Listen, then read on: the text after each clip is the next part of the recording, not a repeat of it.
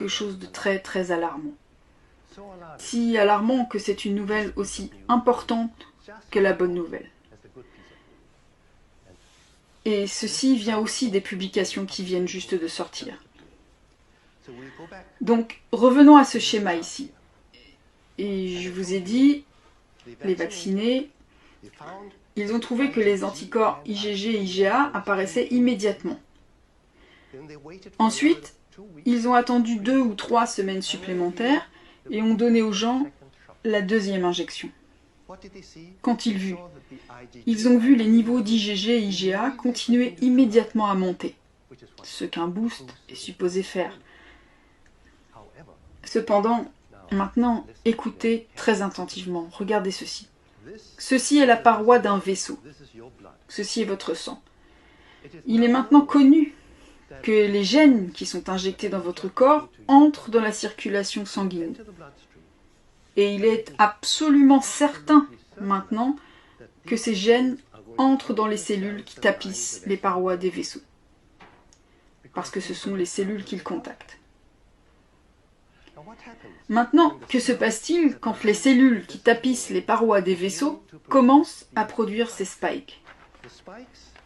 Les spikes sont alors produites par les cellules et dépassent de la surface des cellules dans la circulation sanguine, n'est-ce pas? Maintenant, ces cellules vont maintenant être identifiées par vos lymphocytes qui abondent et vous sont donnés par le Seigneur pour tuer ces cellules qui fabriquent le virus, ou la protéine du virus, n'importe quelle protéine du virus.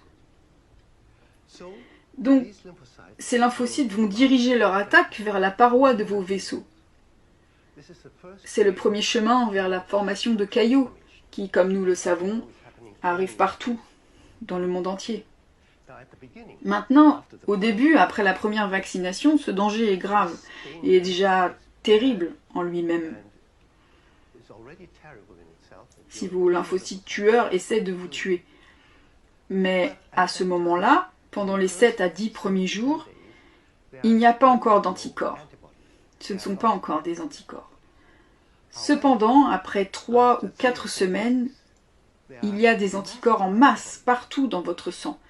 Et si vous osez réitérer cette performance et commencer à mettre ces spikes dans votre sang, que Dieu vous vienne en aide. Parce que maintenant, non seulement les lymphocytes tueurs vont attaquer, mais les anticorps et les leucocytes complémentaires vont aussi attaquer, pensant que vos cellules produisant les spikes sont des bactéries. Et ils vont essayer de manger les cellules des parois de vos vaisseaux.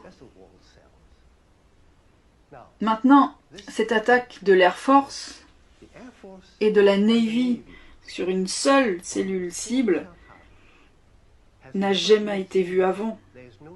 Il n'y a aucune situation similaire car vous combattez un virus ou vous combattez une bactérie.